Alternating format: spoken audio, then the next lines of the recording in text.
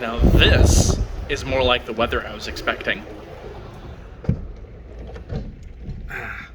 Oh, can't even close the door, right? Stupid door. Welcome to the August update. So, it's been a little over a month since I've last done one of these. Oh yeah, I was going to make food because this is my lunch break time. Oh, where to start? Well, let's go ahead and put you in the monopod slash selfie stick so I can explain. Before I do, that's a lot of boxes. And this is after I've already cleaned out a good chunk of our boxes. Ooh, also, look at the waves.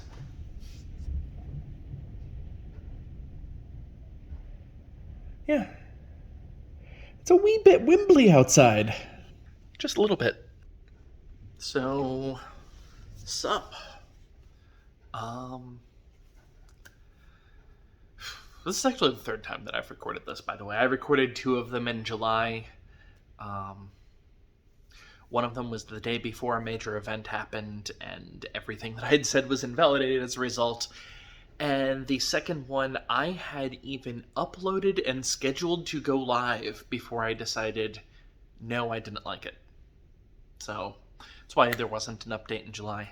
My partner is not currently here. They're traveling back, I think in 2 days from now. Today is Tuesday, August. I have no idea what day of the week it is. 8th? Maybe? 7th? 8th? Something like that. Anyway. Yeah, a lot of things have been going on. And not just the weather. And not just the metric crap ton of boxes. I don't know if you can see me in the reflection of the TV or not. I also don't know if you're hearing all of the noise from the wind and the rain. It's basically been raining non-stop for a while now. And this is normal. This is more the weather that I was expecting in Bergen, as opposed to every other recording that happened on a bright sunny day where we hadn't had rain in multiple days.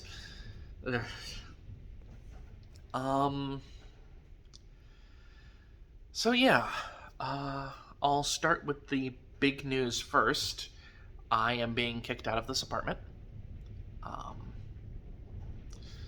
Pretty sure that the landlord has sold the place, because before we had even moved in, we knew that the apartment was for sale and the landlord was looking for renters that would stay until the apartment was sold, basically.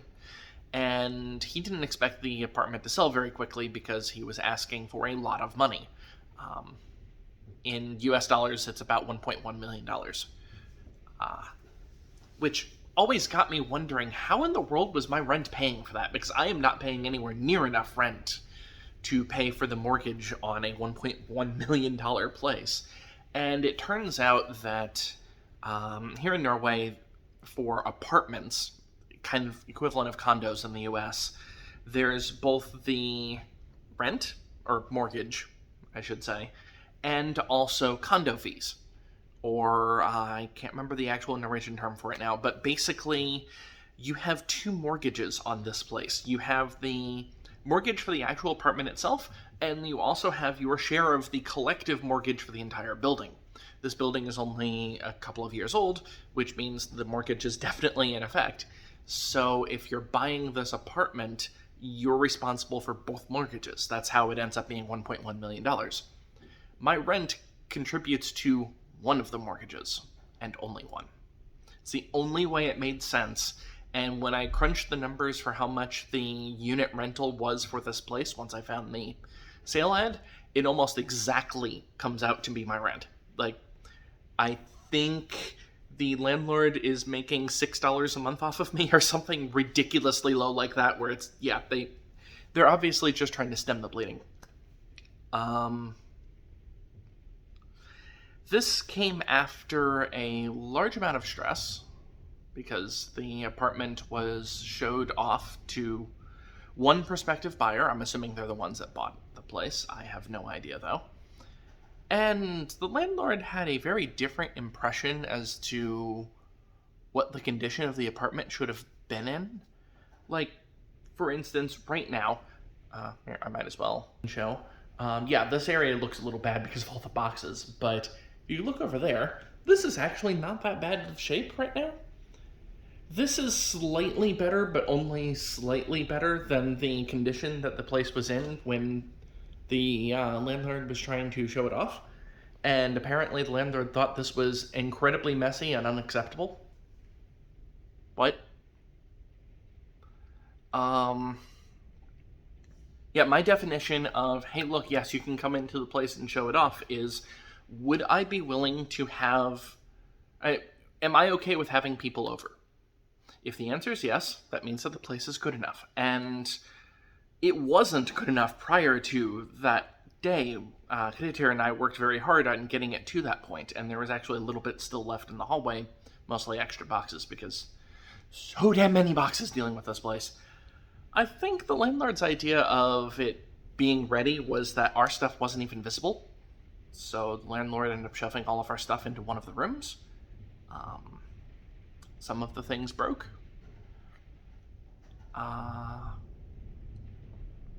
It was horrifically disorganized because it was literally just shoving things in as fast as possible. And it set me back quite a bit. And I feel like I should explain that at this point.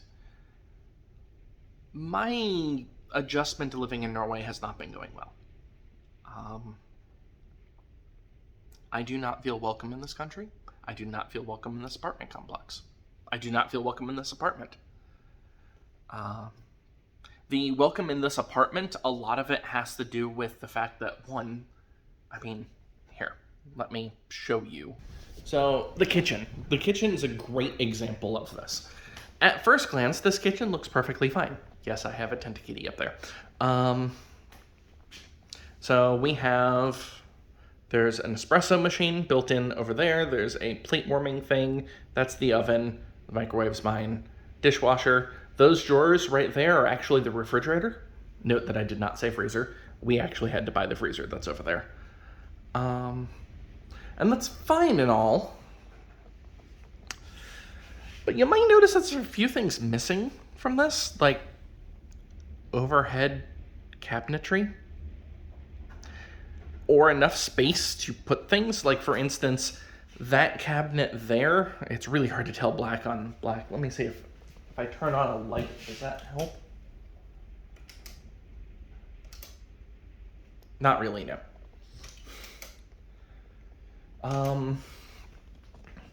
So yeah, this cabinet, we have flatware and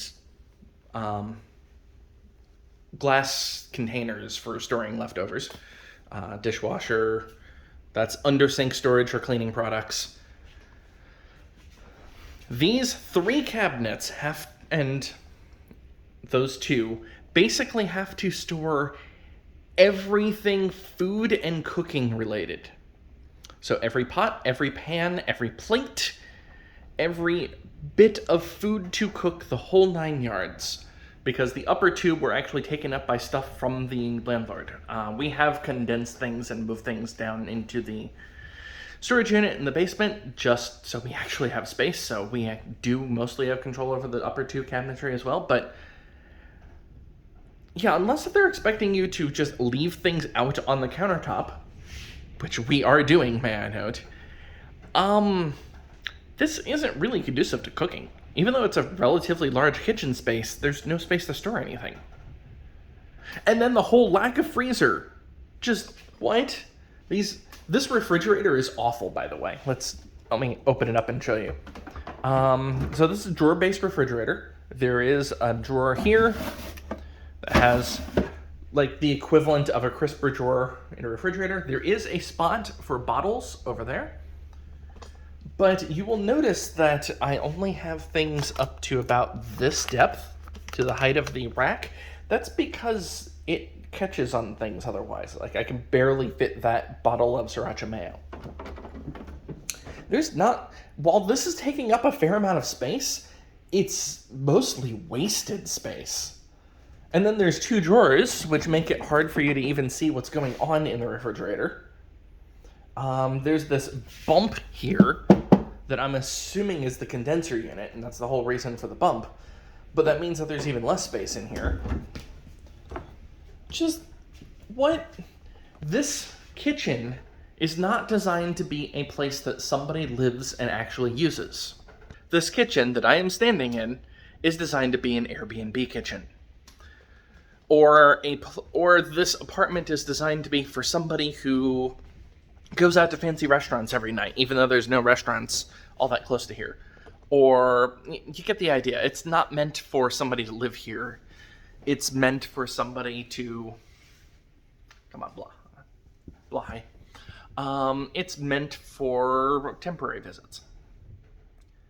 And that's a lot of this apartment, is that it feels like it was designed with the idea of an Airbnb in mind.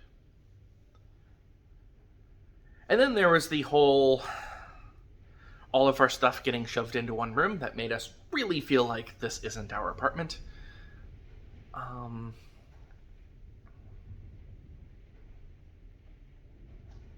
Yeah.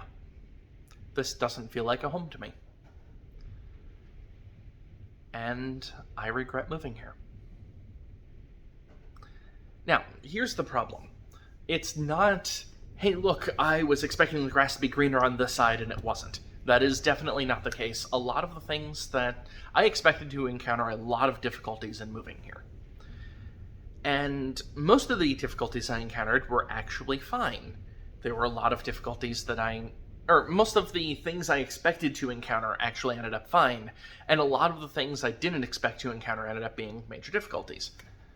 That was said weirdly. The things that I was expecting to be major difficulties ended up being minor, but the things I encountered as major difficulties were things I did not think about. That's the better way of phrasing it. Like being able to buy things. I went almost 2 months without being able to do anything. I still don't actually have any bills in my name here, because we had to get the apartment before I had a bank account, which meant that I couldn't have my name on much of anything. I am a co-signer on the lease, and that's it. So yeah, we will be moving out of this place by the 10th of November. Probably more like the start of November. Somewhere. We don't know where yet. Oh, right. Backtracking. I had mentioned that I feel like my decision to move here was a mistake. I need to elaborate on that, because it's a bit more complicated than that. So, when I started planning this move, which was, may I note, 3.5 years ago. That is how long I have been doing this. I started planning back toward the start of the pandemic, because I looked at things and went, oh crap, they're going to kill me. I started looking at the way the US was reacting to the pandemic and going, oh crap, this is getting way worse than I expected. And that's when I had started making my plans. I had mentioned before, I was not expecting this to be an easy move, and it definitely wasn't.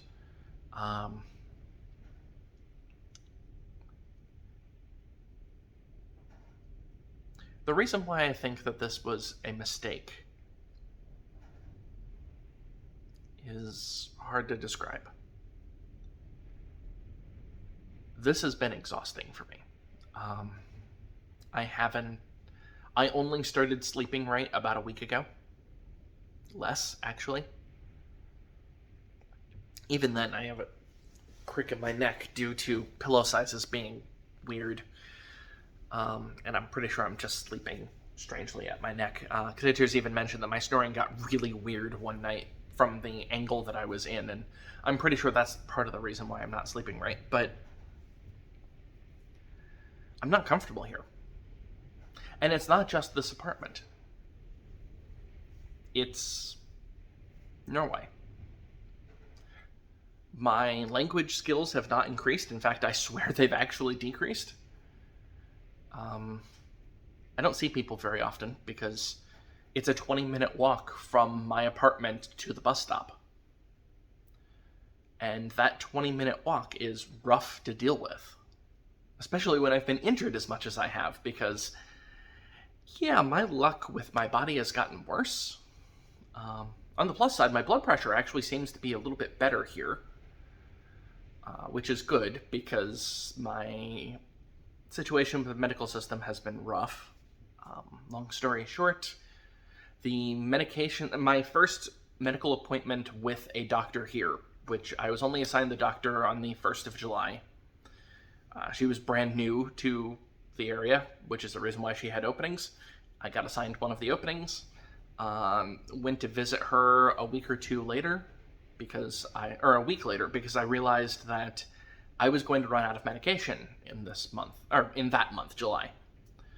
So I went to her and basically set up the appointment with, hey, look, I'm going to run out of some of my meds in July. We need to talk about it. I just moved from the US. Let's talk and try to get my medication transferred over. And come to find out that some of my medication's not possible to get in Norway in the dosages that I take. The blood pressure meds that I am on, I am nearly maxed out on the possible dosage from the United States. My doctor was getting a little nervous at how much he kept having to up my dosage over and over and over again due to my blood pressure continually climbing. I eventually stabilized in the US a couple of months before I moved. And my doctor and I at the time weren't sure if how much of this was stress-related due to the move or just my body getting worse. And whatever the underlying condition of my blood pressure problems getting worse. I mean, I do have a family history of that type of thing. Just not usually at this age. Anyway, when I brought my medications to my doctor here in Norway, her reaction was immediately, "You're on a lot of medication." And then, "I can't give you these dosages." And then finally, "Are you aware that the combination of blood pressure drugs that you are on presents a risk of heart failure?" So I have to have an EKG I think she said it was supposed to be every 4 months, but given that I showed no symptoms, they might be able to delay it for like every physical type of thing. Just to be on the medication that I already know works, on a reduced dosage. I am on that reduced dosage. I need to pick up one of the meds from the pharmacy, which, oh boy, the pharmacy system here is awful to me. I was not expecting it to be this different.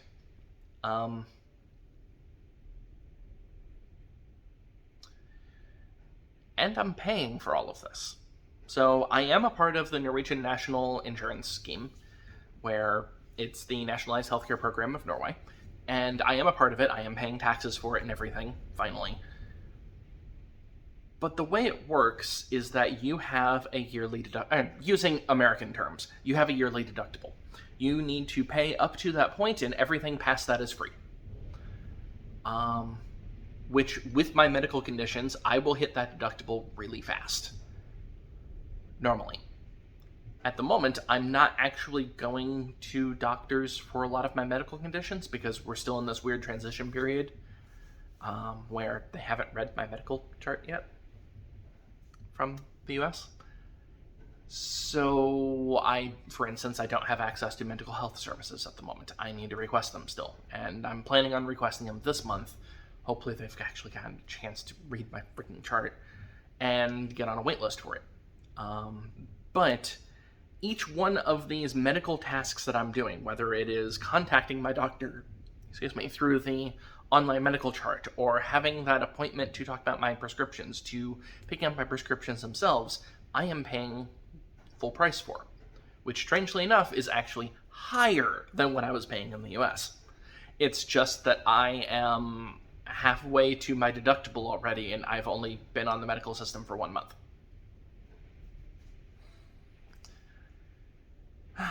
I can afford it. luckily. It's actually been one of the bright points, is that I am actually making more money than I anticipated. Long story short, when I formally requested the transfer over to Norway from the US for where I was being based at to work, I discussed this with my supervisor. I've talked about this in another video. Or my supervisor's supervisor, my great-grand boss, as I like to put it. And we came to an agreement where I would be taking a very minor pay cut in exchange. Very, very minor. It's basically a rounding error at the time. But it was based off of the currency conversion rate at the time. And the currency conversion rate got significantly worse. At the time that we negotiated, it was a little over 10 kroner to the dollar. By the time I moved here, it was closer to 11 kroner to the dollar. So I effectively took a 10% pay cut. Turns out I didn't. Because I'm actually paying less in tax. Norway has a scheme called the pay-as-you-go scheme, or PayG. It is where people who, it's the first year that they've been in the country, they're enrolled in this scheme automatically. They're also enrolled in the scheme if you are part-time living in the country, which I'm full-time living here. But point is that the first year you're automatically enrolled, and the way it works is that you are basically given a flat tax. I am taxed at 25%. As long as my income doesn't go above that level, that flat tax remains the same. If my income goes above that level, I will pay whatever the tax rate is for that income that I've made in Norway. That last part is the part I did not realize. Norway is not taxing me on things that I had made in the United States prior to my move. Effectively, it is not taxing me any time before the 1st of June. The US is taxing me for that, and I've already paid my income tax for that as a part of withholding from my paycheck.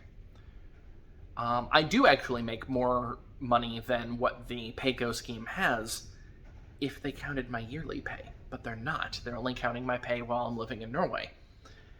So long story short, my taxes went down when I moved to the socialist nation of Norway, and my medical expenses went up.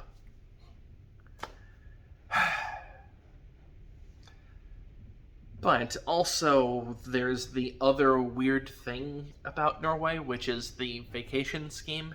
That deserves its own video. It is really confusing to somebody who does not live in Scandinavia, or did not live in Scandinavia for most of their life.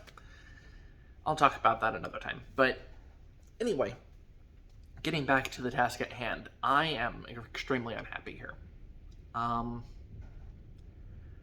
But that doesn't, I mean, it was a, this is where it gets complicated, because I do view my decision to move here as a mistake. But if I had made the decision to stay in Madison, that would have been a worse mistake. How to describe? I know that in a previous video I had mentioned that Madison was starting to not feel like it was welcoming to me anymore. Things had been changing, and generally for the worse for somebody like me who doesn't drive, lived in the suburbs, but still technically in city limits. The bus system was actually getting actively worse for me, to the point where it was practically useless on weekends or early mornings or late evenings by the time the pandemic started, and actually got worse again. Madison had recently replaced their bus system entirely with a new set of bus system stuff in preparation for using bus rapid transit, but the bus rapid transit's not ready yet. But it made it where trying to get from my home to the places that I normally went got even worse via mass transit, to the point where I think practically everywhere would have been quicker by walking. Everywhere that I cared about going to, I should say. So, I mean, it's not like staying in Madison would have been a good option either. And the US scares me, to be blunt. It's not a place, I just noticed how bunched up my t-shirt is. I mean, my t-shirt's already falling apart. It's not a place that I considered welcoming to somebody like me. I mean, the good news is I look like your standard WASP in the US. That's been the whole basis behind my label theory videos, where I can kind of blend in, even though I have several labels that attach to me that would be reasons for others to discriminate against me. And those things have been getting worse and worse in the US. I mean, let's just say that I've had to sit my partner down and give them a few talks about, are you sure you want to visit this place ever again because X, Y, and Z? And there is a legitimate concern for their safety for some of the places that I need to visit, like South Florida.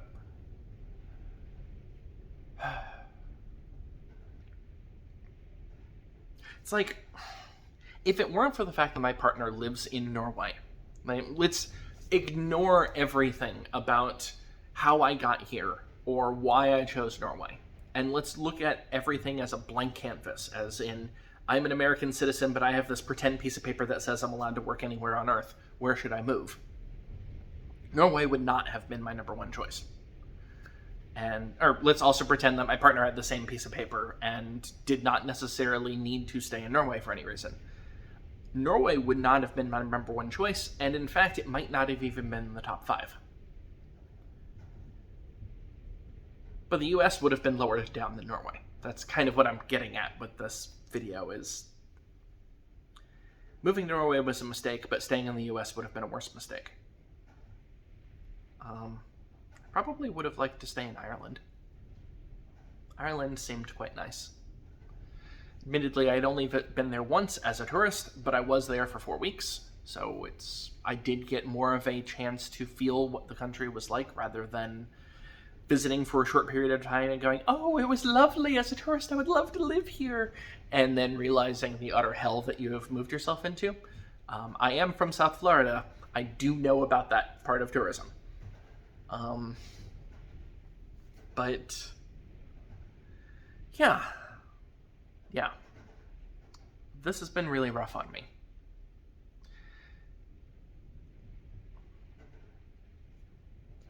I don't even know what else to say at this point. Physically, my health has been pretty awful. The reason why I'm recording this today is that my head is actually not killing me for once. I'm sure that will start a little bit later. I'm doing this over my lunch break, so I will need to get back to work somewhat soon. But I have, up until yesterday-ish, I was in pain, and not just a 1 on the scale of pain. I actually looked up somebody else's, or the medical community's recommended scale on pain from 1 to 10, and I was in a 3 or a 4 range, continuously 24 hours a day, 7 days a week, for a month. And sometimes that pain went above 3 or 4. Like, my own personal scale, I generally dictated 5 as, or anything above 5 is I can't sleep with it. Apparently that's not quite right, but whatever. I have been dealing with injuries. Like, for instance, it's my left toe. As I was trying to move boxes around, the box ended up staying, getting caught on the doorway, and the box itself went underneath my big toenail on my left foot, giving me a paper cut underneath my toenail and ripping up all of the skin. And then also bending the toenail up on top of it. It was pretty gnarly. That's the reason why you're not going to see that. It doesn't look anywhere near that bad right now. It's been a couple of weeks since then. I've injured both of my shoulders, at least one of my knees, my feet. I have not been wearing my sandals all that often because they're stinky, and I can't figure out a way to distinctify them, which means that my feet and the plantar fasciitis is actually getting worse. I've been having almost weekly gout attacks at this point. I'm thinking it's something to do with my dietary changes here, because I don't have access to as much fresh fruit and vegetables as I did back in Madison. I mean, Madison was a strange locus of food. You can get fresh food year-round very easily and cheaply. Here, food is definitely not cheap, and it is definitely not easy for me to get, especially not the variety. Seriously, Norway, you need to get out of the color-coded apple system. There are so many different cultivars of apples that taste so much better than red, and yellow, and green. At least the texture is right on Granny Smith.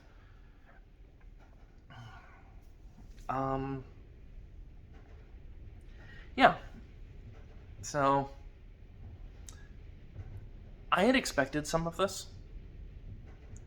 What I didn't expect was constantly wanting to go home. The homesickness has been brutal. It doesn't even matter if Creator's here or not. The homesickness has been hitting me hard. But the problem is that I don't really have a home. Like, I can't move back to Madison. I do not own a house in Madison, nor could I afford a house in Madison anymore.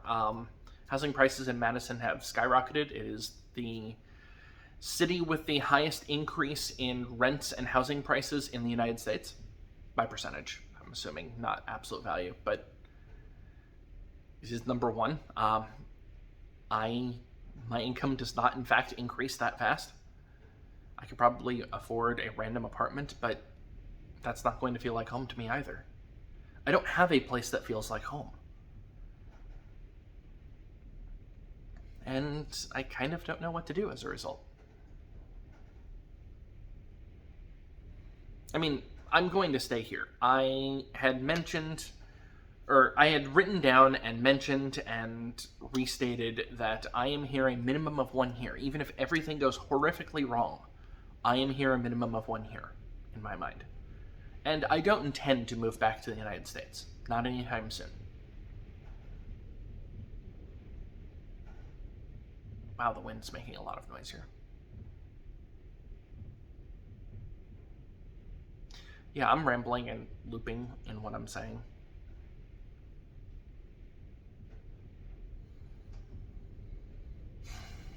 Wish I had happier things to talk about. Speaking of gaming schedule, you'll notice that I haven't released a Let's Play SMAC since the first one that I made here. It's not that I'm waiting on editing or anything like that. We just haven't recorded any others, since I'm waiting on my partner, and my partner is going back and forth between their cabin and this place. And usually I've been super busy at this place because I am utterly exhausted after my work. So that will resume at some point, hopefully soon. I've been trying to record something else. I have been having the worst of luck trying to record things. I had first started with Commander Keen 5, except I started getting no audio. Not in the recording, in the game itself, I got no audio. No idea why DOSBox started hating me on that. My best guess is that it was trying to output to the wrong output device, but I couldn't figure it out. I don't even know what else to record at this point. So, I mean, I've been playing a game that has no audio and is built in Windows 3.1. And it would be an awful recording experience because it slows down whenever there's a spell animation. I'm playing a spellcaster. 5 minutes of real time to cast a spell that should be 2 seconds is a bit much to record. Anyway, I will be starting a new series in September. Creator and I have decided that we are going to be recording our first playthrough of Starfield. Don't know if we're going to record the entire playthrough or just our beginning thoughts before there's any patches. But I will be playing that starting on release day. I actually took off time from work to do this. It happens to come out on my birthday week, so killed 2 birds with 1 stone, plus one of the days is a holiday in the US, which means I don't get it here. I actually don't get any holidays until Christmas. Really bad timing on when I moved. So, yeah. That's currently the plan. I have a new video card that will be arriving tomorrow so I can play Starfield, and also probably reinstall Windows on my main desktop because it's having a lot of issues at this point. But I don't want to do that until I'm ready. I had intended on doing Vita for August instead of April this year. That obviously hasn't happened. I mean, I could say that I might do vlog every day in September, but I don't think I'm going to.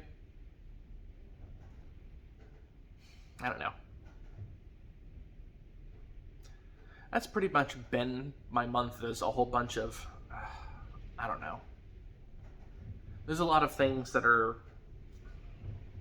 they don't feel right to me. That's basically been the main driving thing, is that I'm ill at ease constantly. And I'm sure that a lot of my injuries are actually psychosomatic, where it's my brain saying, hey, buddy, you need to slow down because bad things are happening. I'm going to start making you feel it. Yeah. I'm going to pause this recording really fast so I can show pictures of kitties that are probably slumbering. There's one. Hi, Sin.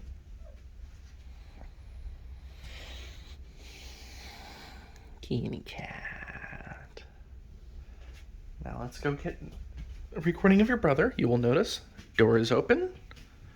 Door is actually open. There's nothing stopping this. And there's Zone. The cats have been acting a little weird. If neither of them are hyper, they are perfectly fine, and they can even be sleeping right next to each other. I've had many mornings now where I will wake up and I am flanked by cats. But if either of them become hyper, they start fighting. And I don't know if you can see it. Come on, you can focus. You can sort of see it. There's a bunch of scratches on Zone's nose from the fighting. There was even a cat fight this morning. There's been... Whenever Kittie's gone, their cat fights have increased in number. I'm pretty sure they're picking up off of my stress. But we're up to about 2 fights a day now. And I have been separating them. I mean, I'm not currently separating them because they're both in sleepy time mode, so it's kind of irrelevant, but... Yeah. Also, I have a new bed. That's part of the reason why there's so much cardboard, is that the bed, every component of this bed. So we have the bottom frame, which is actually 2 mattresses, or 2 box springs, I guess. I don't even know how to describe it in American terms. And then there's a mattress, and then there's the top mattress. All of these came in separate boxes. You can even see some of the boxes are still over here. Yeah, these boxes are huge, and they were taking up all the space. And yes, I have a clothes dryer in my bedroom because there's no other place to put it. Yay. All right, I've been yammering on for 40 minutes. I'll talk to you later, Internet. Bye. Hope you're having a good kitten.